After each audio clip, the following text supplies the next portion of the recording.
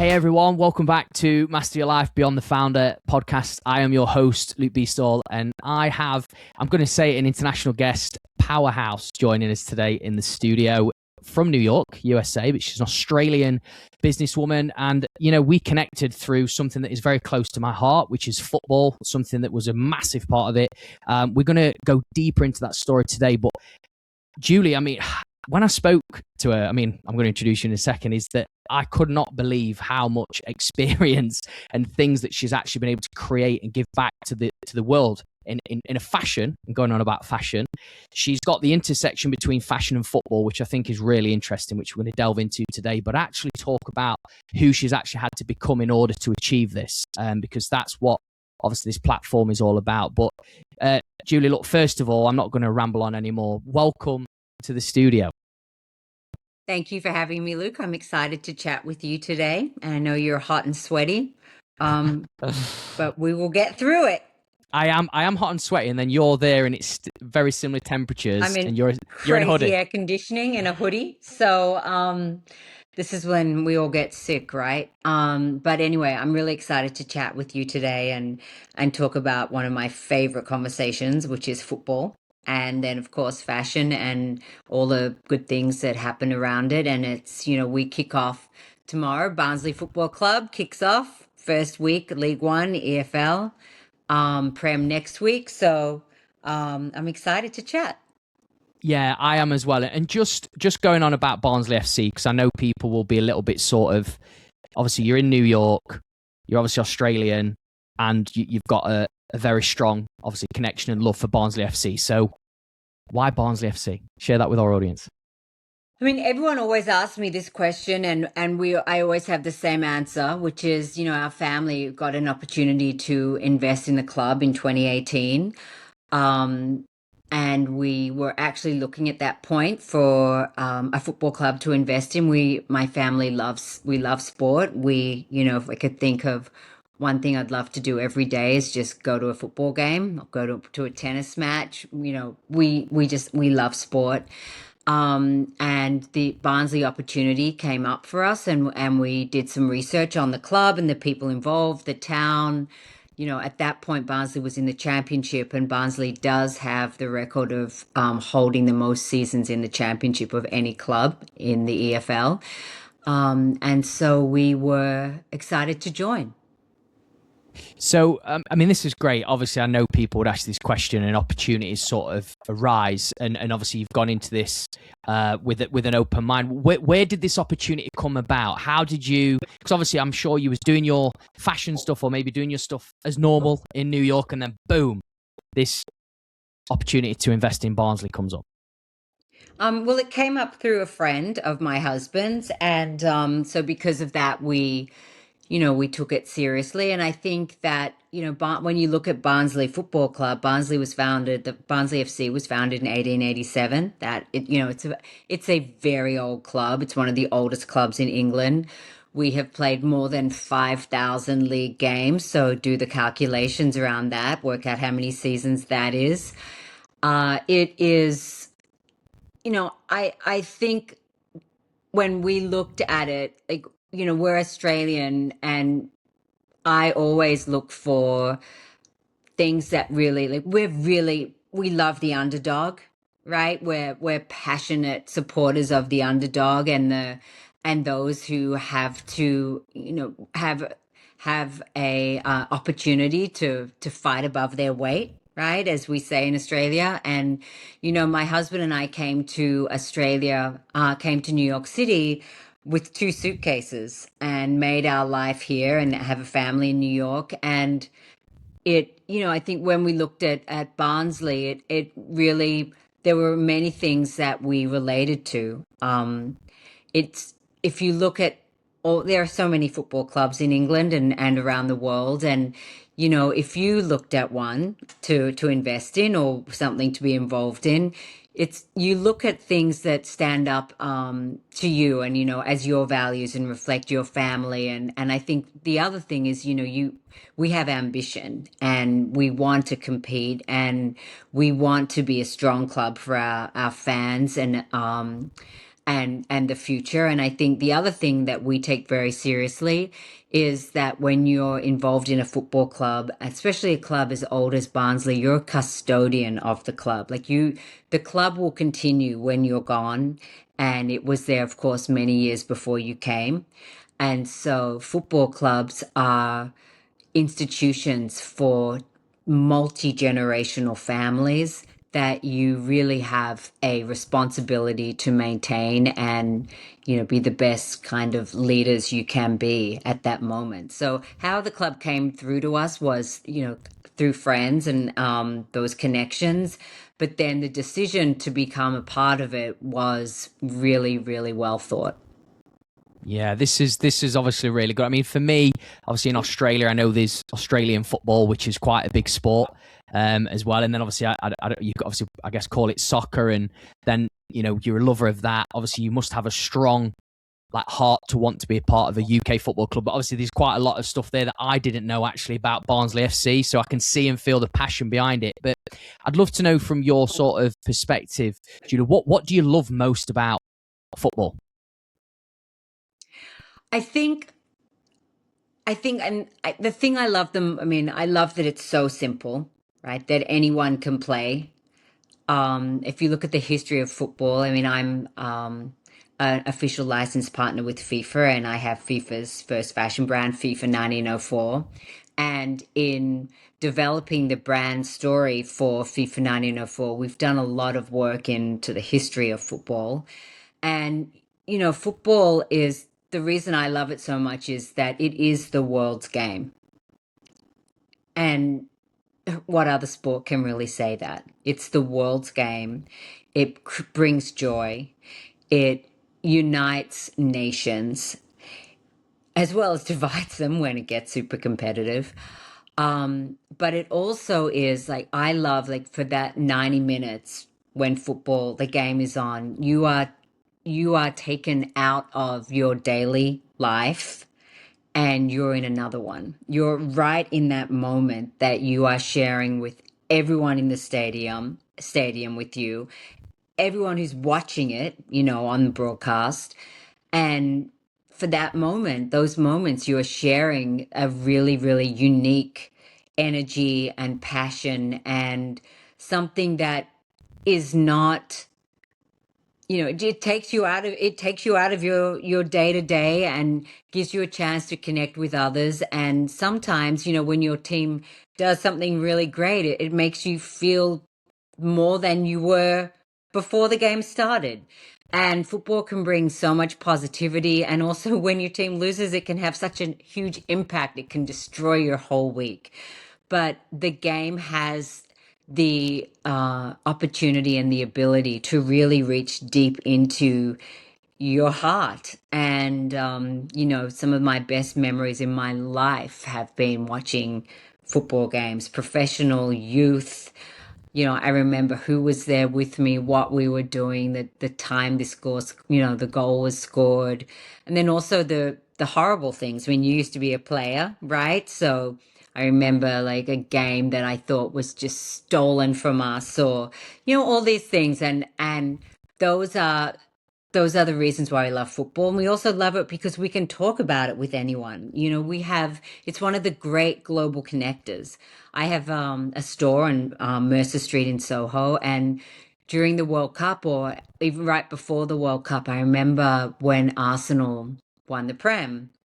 And they just won. I think someone had to lose for them to win. I can't remember exactly what team it was, or it was Wolves or something. It was horrible. But anyway, um, Arsenal had literally just won, and there were all these kids walking around in New York City. They put on their shirts and they were walking around. And they came into the store, and I'm like, guys, it's too soon. You can't come in. I'm sorry, I can't because I am, like everyone in Australia of my generation, we're all Manchester United fans because that was the only team that Same. I'm was United. shown. Yeah, that was shown on on our TVs. And that's the other thing, like how are all these fan bases happen? And it really all gets connected to broadcast rights. But I grew up a Manchester United fan. In fact, a lot of my cousins around the world internationally were all Man U fans because that was all that we could see. They were the only games. So, but I think but it was so funny and they laughed and I was like, come back in a couple of hours. We're just still trying to digest the fact that you won, So, and they laughed and off they went. But it was just, these are all these great moments. And during the World Cup, there were a group of guys who came into the store from the Netherlands who were going to every single game. They were traveling. They're like, we need shorts. We want to wear these shorts in every game. And this is what football does. It brings people together. It gives you shared content to discuss. You don't have to agree on everything, but you agree to disagree. And for me, that it's just the greatest sport. Oh, I mean, I'm just sort of smiling here because obviously I feel it, I understand it, and I think you're absolutely spot on. I think it's more bringing people together than anything, and it is simple. It's easy to follow, it's easy to watch, but it brings out emotions that, I mean, especially like the World Cup as an example, what we've just experienced this year. Little bit sweet with England, but that Oh, happens. The twists and turns and stuff like that. But I mean, I'd love to go back to the Barnsley part because I just feel that and maybe you've faced challenges with this, but tell us a little bit about anything that you've faced, or maybe what you've had to overcome being sort of a female on the board of directors and investing in something like Barnsley FC. well, at Barnsley, I'm not the only girl on the board. Jean Crine is also on the board with me, and she and her family own the club. Like we bought the club from the Crine family, and they stayed on as investors as well. We bought a controlling stake was sold, and they stayed involved in the club. So there is, Jean is involved in the club as well, and I'm not on my own there, but so our board is diverse. We have an incredibly diverse multinational board, and it's not big. It's there's only one, two, three, four, five of us, and then the executives at the club. It's more the fans. The fans are more an issue, and especially look, you're sitting in Sheffield right now, or near Sheffield. So you're up north. I'm an outsider. Like we're outsiders. Outsiders come in. Plus, weren't outsiders. We might be Australian, but we're from New York City. So the the reception of the fans when we came around wasn't amazing, and they obviously think, oh, the club, a football club for a town is sacred. I think a lot, like I was talking to I'm on the academic board of the FIFA Diploma in Club Management, and I did a presentation in our last session for the year before the group graduated, and the thing I talked about was that football clubs are towns. And it's not a town with a football club. It's a football club with a town. And Barnsley Football Club is the town. And the these towns have such a huge responsibility. Like the clubs have a huge responsibility to the mental health of the town, right? If the club's doing poorly, the town is miserable. If the club's doing really well, things are buzzing, right? And so being a woman coming into a club like Barnsley is challenging because you're not welcome. Like you don't know, they don't really go out to make you feel welcome, but they don't go out to make you feel unwelcome either. It's just like, okay, let's see. And so I think also running a football club, I mean, you see me, I'm on social media. I'm the only one of our group that is on social media. And I had to give up my Twitter account, my ex account, because it just it was crazy the amount of vitriolic comments and abuse that I was getting there. And I think that's really unfortunate because in this day, like to be a to run a business, to build your brand, to connect with your community, you need to be able to talk on social media. But when the fans are, when they get really out of hand and they think it's funny, and it's not funny when someone is threatening your family, or when things get like that, it's not funny, because the other thing is, it is just football in the end. It means a lot to everybody and everything. And I don't like to say, it's just football, but sometimes people just need to get over that. It's, we play, we win or we lose. And the other situation of it is that football, and I'm sure again you'll know all of this, and we talk about it as investors and co-owners. It's a really challenging business.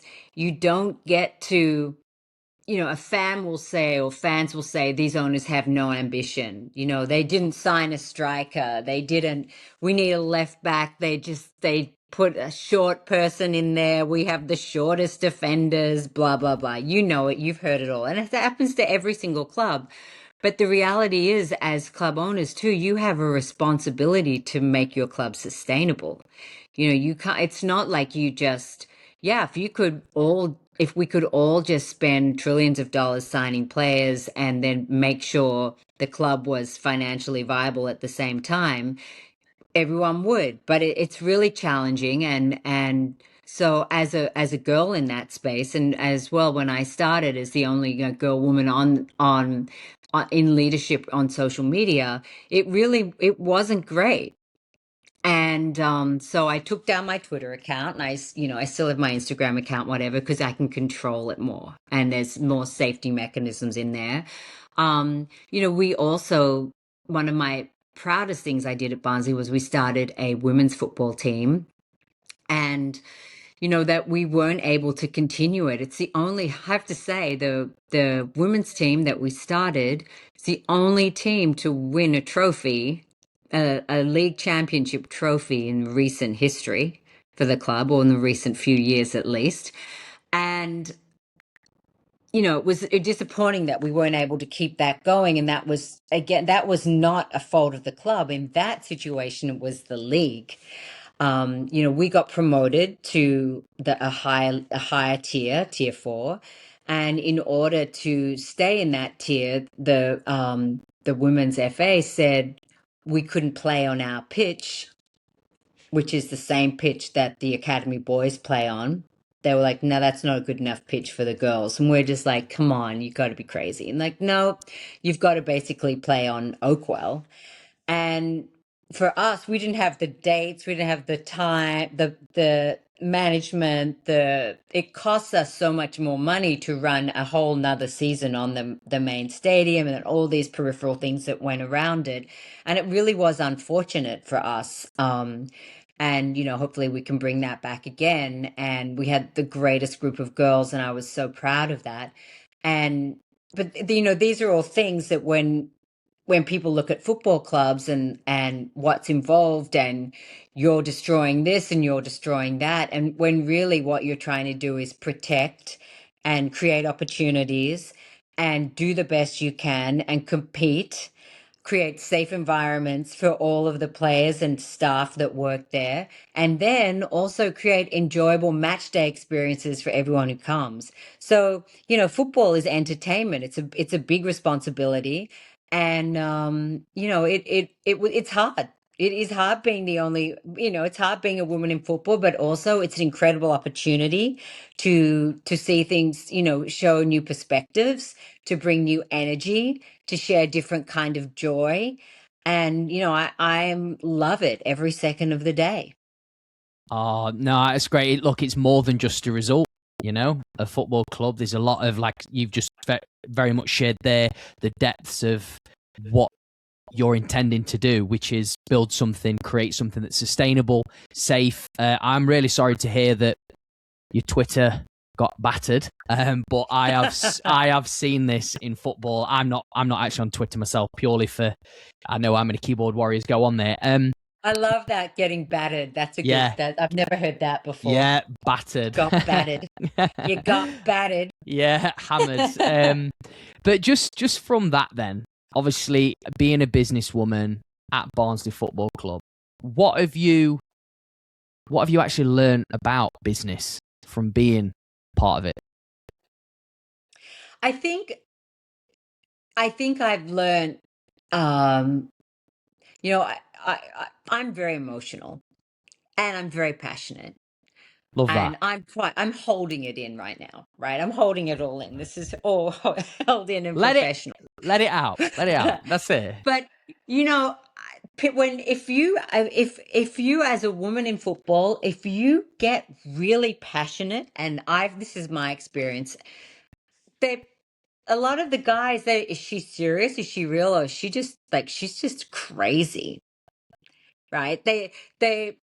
I think that you have to be really careful as a woman in football, in my experience on the executive side, that you don't fall into one of these tropes that men put women in business.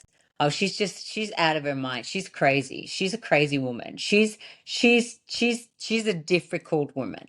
She's like, men have men who don't want the woman there or don't want you there, they start to put you in like a bucket of trope behavior. And so I've learned to not, in certain environments, to not, just to make sure I don't do that. And the crazy Aussie banshee, like, what, you've got to be, what, that can't be there. That goes back to this. Okay, Wow. I understand. I understand. Let me take that on board and consider it, and then we can regroup. When really you want to say, you fucking Yeah. crazy, Yeah, yeah. you just can't. So you go, okay. And that's what I've learned. And I wish I had learned it 20 years ago. But I think as well that energy and passion is what takes you to that seat at the table. But then when you get that seat, you have to sometimes modify how you behave so that those around the table don't write you off. Interesting. That's actually so good that you've shared that. Thank you, Julie, because obviously I've heard this a bit, but the way you said it there, and I can tell it's hard to hold it in and probably have that game face, but it got you there, it got you in that room. It got you part of that club, because obviously football clubs, they want to see passion. And I think as well, what really makes this stand out, and this is just me hearing you, 20 minutes into this episode, it's just the amount of love and passion you've got for the sport. And it really is, I think anyway, it's hard to come by. So there's definitely a unique sort of spin on that for where you're coming into it.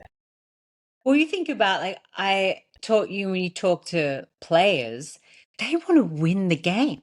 Yeah, yeah. I've never met a player who doesn't want to win.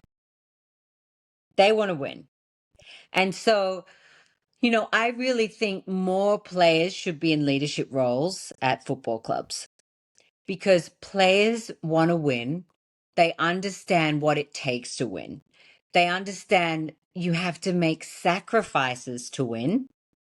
And they also understand that, okay, sometimes winning doesn't mean winning the game. Sometimes winning means, this game, we're going to make sure that our midfield is all together.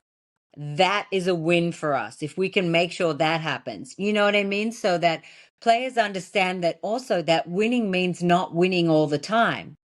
And that's a really weird concept for people. But if you a EFL season, 45 plus games, plus all your cup games, and I don't know any club that's won every single one of those games and all their FA Cup games and all, like, the Caribou Cup and all of those situations. But, winning is not always winning. And I think, you always you want to play the long game. And that's why I think, like, in club leadership, to have more athletes involved and players involved in leadership of clubs will really help the game grow, because I think players are also good at communicating on the commercial side, on the community side, and then on the actual football operation side. I think players have really good insight there. I like that actually, and I think I couldn't agree more, especially with the leadership part. I 100% feel that there needs to be more leaders. I mean, for you, in what you do, like day to day, what makes you a leader in your actions that you do? I mean, I think leadership is the hardest thing about leadership is you can't think about yourself at all. A good leader is always thinking about their team. And a good leader is always thinking about if you want to lead a team, your team need to know exactly what you want them to do. And many people, I think, lead without clear directives of, how you want your team to perform. And that doesn't mean you micromanage. You sit there and you're like, okay, today I want you to do A, B, C, D, and E by 4 o'clock. And then you're going to tell me, like, my kind of leadership and this is the V Files team and everyone I work with, they're young. But my kind of leadership is I like to create the biggest kind of vacuum for them with one directive, and you're in there and you have to solve it, work to create it. I never put people in roles where I don't think they can do it. And sometimes I see that, someone can be in a role and I can see where they will go with it and before they can. Um, so a good leader also will always let your staff or your team or your players know that you've got their back, that you actually put them there for a reason, and that this is what you expect of them by this kind of date, but how you get there, let me know if you need help. So this is good. This is an extension piece, and this is what you've shared. What do you feel makes a great leader? And what do you think makes a great leader, or how you lead? A great leader, then extension on that, is able to put the right people in the right space and give them freedom to be the best people that they can. There is a great meme on Instagram that always comes up, and I think it's Jeff Bezos. And he says, and I believe this, hire the divas. I hire the most difficult people, the smartest people, people that might have opinions that I don't agree with. I hire those people. And what makes a great leader is a leader that is not scared to be challenged by their team, but who is also prepared to put themselves out there and defend their team to others. And if that ever happens, I don't think that there's ever really a need for that. But a good leader is in there with their team. Like one of one of my great friends is Dennis Wise. I mean, he is a fantastic leader, and it's just because he leads by example. He is very disciplined, and I think but he also genuinely loves the people he's leading, and he takes care of them, wants to make sure they're okay. So good leaders are like good parents in the end.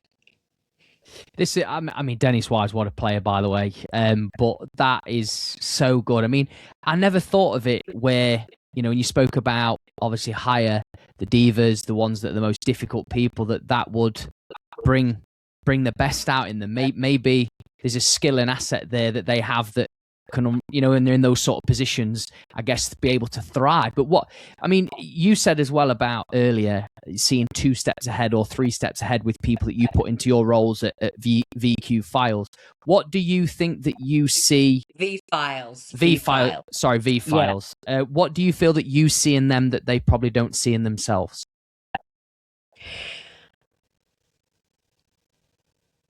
Talent, basically.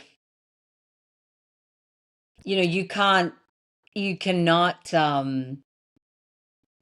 teach, talent, you either are talented or you're not. And I see talent, and I always have. And you see who's good, and you get to learn as you get older, more experienced, how to spot it better. But when you see talent, you see talent. Yeah, and I mean, that is so true. I mean, you've either got it or you haven't. And just in a bit of a summary of Barnsley FC, because obviously I think this has been a golden part. Where do you see the football club going into this season? Well, I think we have, and I'm going to speak as a fan, right? Not as an owner, co-owner, not as someone who knows the back side of it. If I'm seeing it as a fan, I think it's an exciting season. I think we have Daniel Stendel is back, our coach that we had the last time he was here. We got promoted. He has a very disciplined style of play. He expects a lot from his players, and I love that in a manager, coach, leader. The other thing that's exciting, we have a very young squad. I mean, some of them, I don't even know whether they can drive to training. They're so young. Oh, really? And that's a joke. I'm sure they can drive. But they are young, and I love that because, V-Files, everything that I've always done and worked with is really curating and supporting and empowering youth. And that is one of the other reasons why we love Barnsley Football Club and why we joined the ownership group. Barnsley Football Club is known for discovering, empowering, developing young players. And this season, to see such a great group of young players is fantastic. And I think the other thing is I realize with the fans just want the players to get out there and give it everything they've got. And I'm excited to see, I saw some of the preseason stuff, and I'm excited to see that from this young group because youth is much more willing to put it all out there and see what comes back. Once you get older, you're like, oh, I don't know whether I can run so much because I don't know what's going to happen. But I think there's so much opportunity and excitement around putting a young group of players out there, expecting a lot of them, and knowing that they are going to work their asses off for you, and then coming together at the end. Okay, this worked, that worked, this worked, that worked. But I think the most important thing is to always being a good leader is to be able to encourage your team to be brave, to take risks, follow the rules, follow the plan. Even if you think it's not the right thing at that second, follow the plan, be brave, take risks. We're in it together. No matter what happens, it's going to be okay. That's refreshing to hear. I'm not going to lie. I mean, I'm going back to football when probably 14, 15 years ago when I played at a decent level, and it was all experience and maturity of age, should we say, in the squad that sent to be the forefront of everything, right? But I think that is exciting that, the football club is putting faith in the youth to bring them through in an exciting phase. I mean, I'm sure there's excitement around going up for promotion this year. Surely they want to get back up there, don't they? You never know. You're always. I think the thing that really makes me the most frustrated about fans talking, about the ownership group, etc., is when they say we don't have ambition. Ambition is multi-pronged. It's not just sign a striker and etc., etc. I mean, ambition is to be a sustainable, strong football club that cares about its fans, supports its youth, has a playing style, has a directive. And, I think if your only goal is, we're just going to get promoted at no matter what the cost, then so many things fall out the window. And of course you want to get promoted. Of course you want to get to the playoffs. 3 years ago, 3 years ago now, we went to Wembley.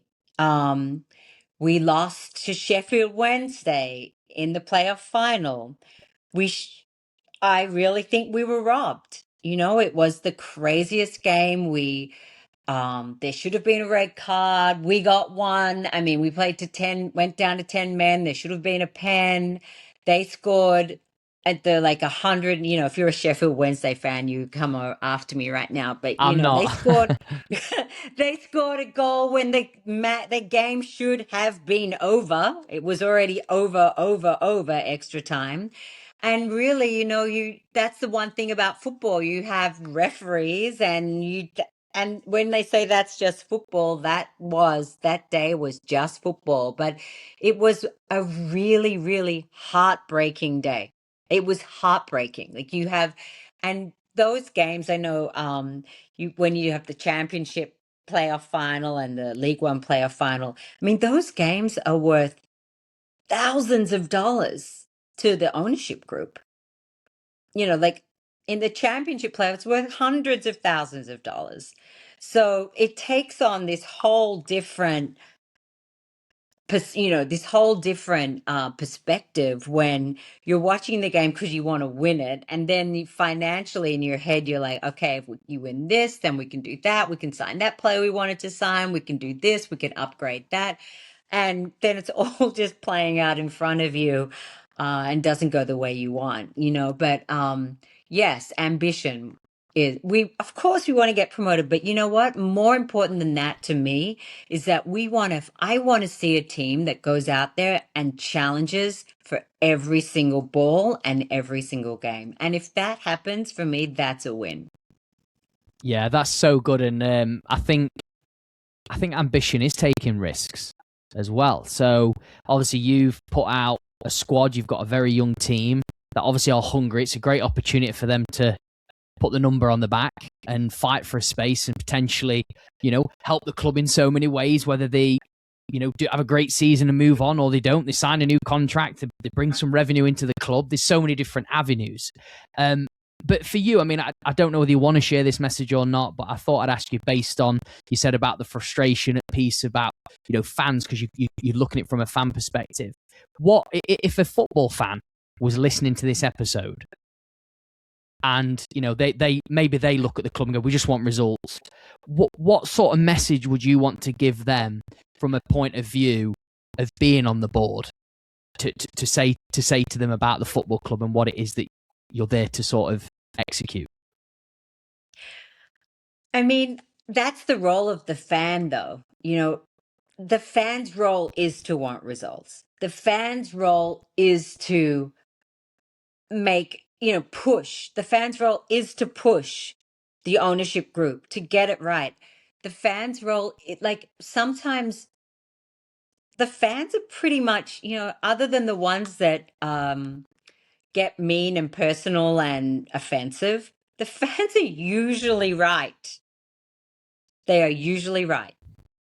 And so I think that that's their job. And I appreciate them. I appreciate the energy. I'm a fan. I'm a crazy fan. But I never say anything obviously about it because I can't. Also, they will come out after me. But the the point is that if I could say anything to a fan, it's like, go for it. Have your opinions. This is what football is. It means everything. We want it to mean everything to you. Just don't hurt people. Like, don't, like, if you're, think about this, if you're a player and, I mean, whatever happened to me is like tiny speck of what happens to players out there. And I think that, just say whatever you want, but just don't be hurtful. Don't, if someone played badly, they know it. Don't go after their girlfriend or partner or their kids or their parents. Like, leave them alone. And so I think, I mean, I love fan banter. I think it's great. I love some of the memes and things that get made are hysterical. There was a comment, like there was an eclipse in New York yesterday or 2 days ago, and someone said it was, what is that guy from Arsenal who missed the pen in the Champions League final? Um, Oh, Gabrielle. Was it Gabrielle? Gabrielle. Yeah. So there was a thing flying around New York yesterday, and so it was an eclipse, and and they were saying it was Gabrielle's penalty. It was out there blocking Yeah. the sun. I mean, Yeah. Yeah. that's really funny Yeah. Yeah. and smart, right? That was so, like, I laughed when it was so funny. Fans are the greatest. Like, the fans should go crazy. Keep doing your thing. We have to keep doing our thing because we work for you. We work for the fans.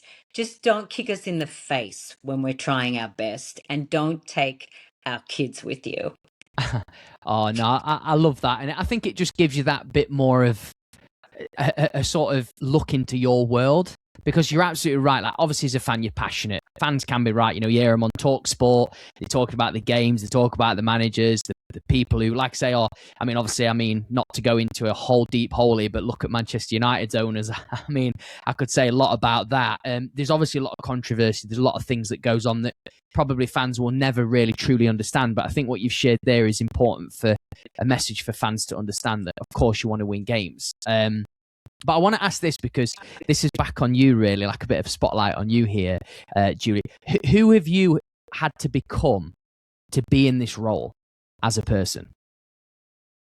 I don't think I've had to become anyone. I think, I am who I am, and I refuse to change. I will temper, some of the crazy behavior and thinking. But I haven't had to become anything, and no one should ever have to become anyone other than who they are. Maybe we have to have some skills, some other professional skills, so that we are able to listen, receive criticism, give criticism constructively, and be better team members. But you should never have to become anything. The I think, for me, it's the two most important things are to always keep learning, and to be humble. We are so blessed to have every opportunity that we have. We're so blessed to wake up. So everything else after that is a gift. And I think if you look at, when I sit at a board meeting or at a match, what match day at Oakwell for me is just, I get so excited. I love it. I know the guys who work there think, oh my God, what is wrong with her? But I'm so excited to have my mushy peas and my chips before the game in the boardroom. And, Madge, who runs the catering in our boardroom, and she knows I don't want the Yorkshire pie with it and the gravy and the blah blah. And it's just, to me, it's so special. So I think just to keep looking at everything as if you're a kid, and be with wide-eyed wonder at the opportunities that you are blessed to have. And it's up to you how you approach those. I love that. I've not heard anyone actually say it like that, in the sort of becoming part, just you've made it simple again with a response of just be yourself, be who you are, and never change that. I think that is so good. Something that I personally will take away as well, actually, from you just sharing it there. But just obviously, you said about you got to be proud to even wake up. These things that we can be grateful for. What's been the proudest moment in your career so far? I mean, I think honestly, I don't know. I have so many moments that I am a kid from Balwyn in Melbourne, right? So I am proud of so many different things, and I think the things that make the memories that I make that I'm most proud of are the friendships of the people who were there with me at successful moments. And I think, creating V Files Runway at the end of every V Files Runway, and V Files Runway, which we're going to be bringing back, is like open sourced fashion show. And you give young designers an opportunity to show at Barclays Center, right? Barclays Center is a big, it's like a big indoor stadium.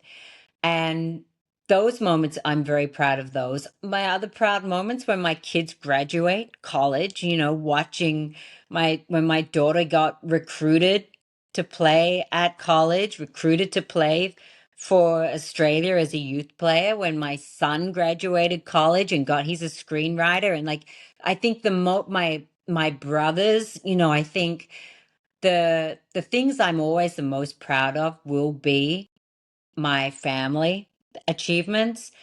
Professionally, I am proud of many things, but I'm still doing things. So I don't think I've hit my North Star yet to say, okay, that's it. I'm proudest of that. You know what I mean? So, and I think just going back to being yourself, I think that can also come across as being very too simple. Like, just go out there and be yourself. It's more being yourself, but be aware of the environment that you are in and present yourself in the manner that is expected of you in that environment. And so that there's a different persona of you as like at home, there's one at work, there's one on the pitch, there's one with your family. There's all these different versions of you, but the point is you need to present the correct version of yourself at the right time. I think, yeah, that is so good. Really is, because yeah, you're right. You could just say, "Oh, just be yourself," but that environment part and actually role part, whatever it is that you do. But there's something that stood out to me there, Julie, which I'm sure if we go back to the leadership part about not thinking about yourself, you've just instantly given answers that it's about team, it's about others. They're the moments that you've shared with others that make you so proud. And I think that's Yeah. what makes a great leader. There you go. So you've just sort of done a bit of a full circle piece there, which I think that's something that I want our audience to think about, and take away as an insight. Because, obviously we could sit here today, and I'm sure many people will, and go, hold on, we've got somebody here that she's got obviously this fashion brand that's just flying, basically co-owner, part of the executive board at a football club. But the answers that you're giving and the way you're articulating it is simple but powerful. I'm very simple, Luke. I'm very simple. And it's Best, simple. best. Life is just it's simple. It's sometimes so painful and things that hurt you and you get your heart broken. And football does that to you. And I always say to my kids and to young designers and creators I work with, they'll show you a project and they'll have edited it to death. And I said, why did you take out all the good bits? They said, oh, because I know that if I do that, that the department store is not going to buy it, or this is this, and this is that. And I was like, the world edits you. Don't edit yourself. Just put it out there and then modify. You can take different things for different moments. some things will only be yours. Like some, when you're a designer, some ideas will only, you'll be the only one who likes them, and that's okay. But other people like these parts. So, it's just also just not editing yourself because you're scared that other people won't accept it. Yeah. Oh, that bit about the world edits you, I thought, wow. I was like, it can condition, it can mold you, it can push you into a certain way.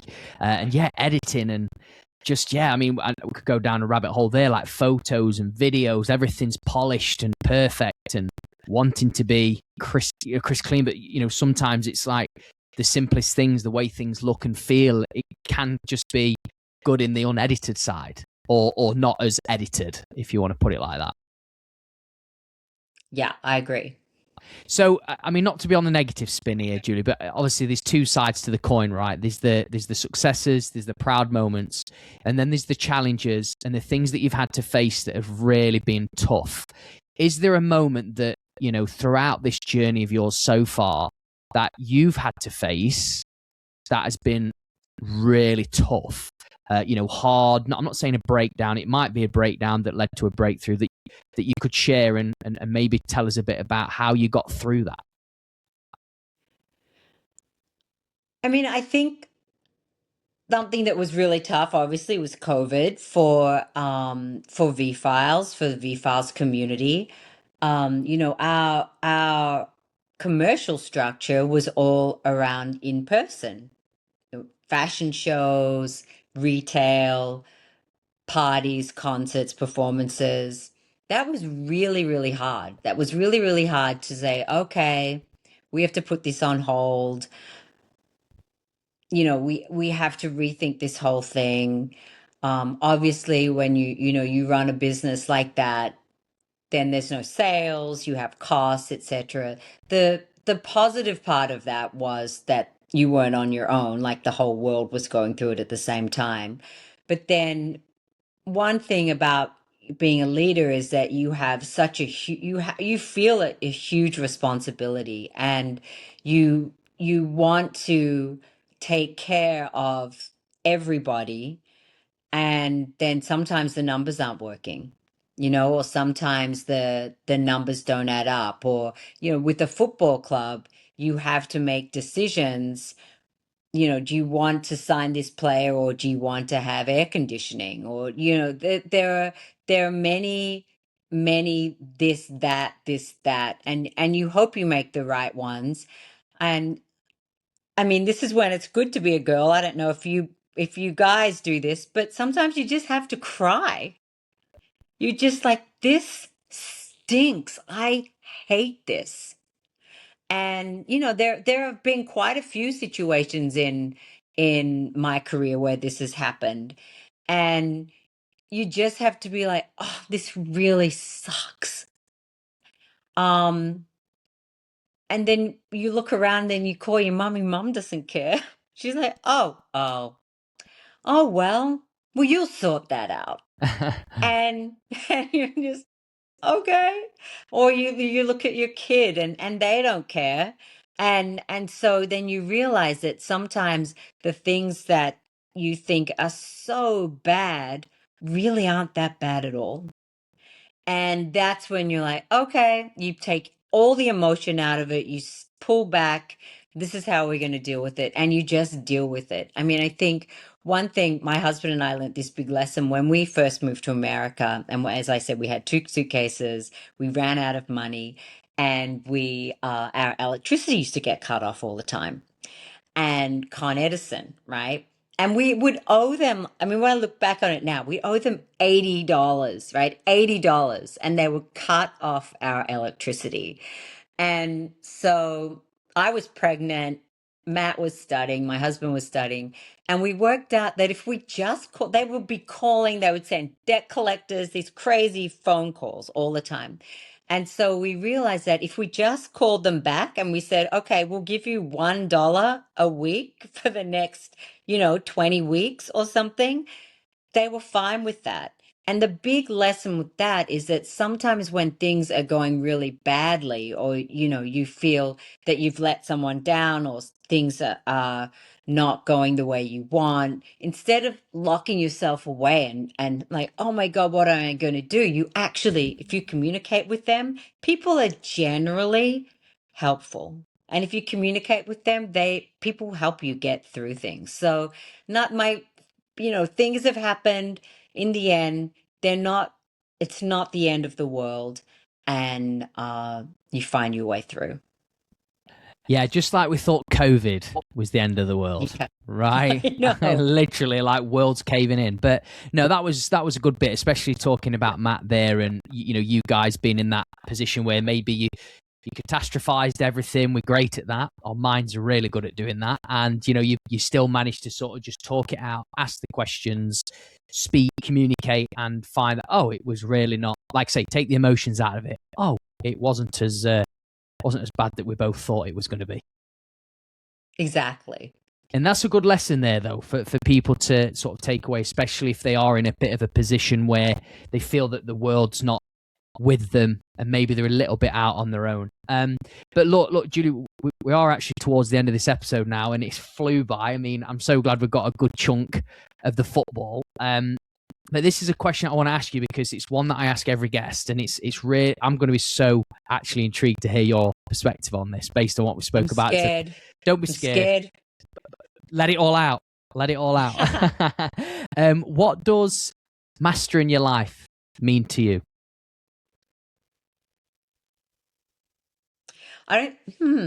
That's interesting.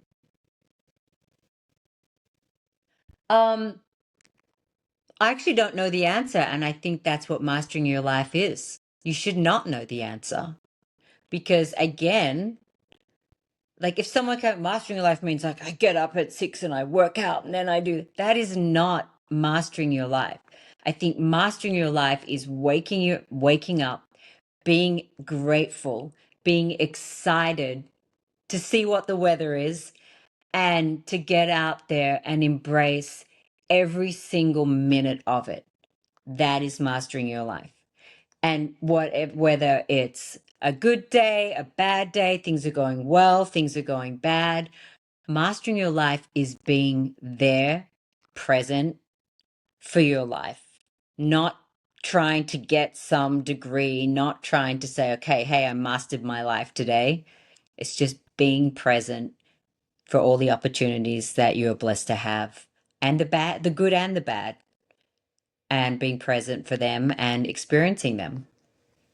That's actually a really good sort of wrap on what we've actually spoken about today. So I like that. I've not heard that as well. So, and I've obviously asked this now. You're the 100 and I think you're gonna be the 135th episode released, and I've not heard that answer. So that was no way. Yeah, honestly, I hear you hear the sort of like freedom, the sort of wealth part, but to sort of the present piece is something that I, being a young, well, I'm not saying I'm young, but obviously I've got two young girls, daughters. That's a big thing. You're a girl dad. I'm in my girly dad era for life, so I'm in that club. Love that. You're a lucky man. Why have you got?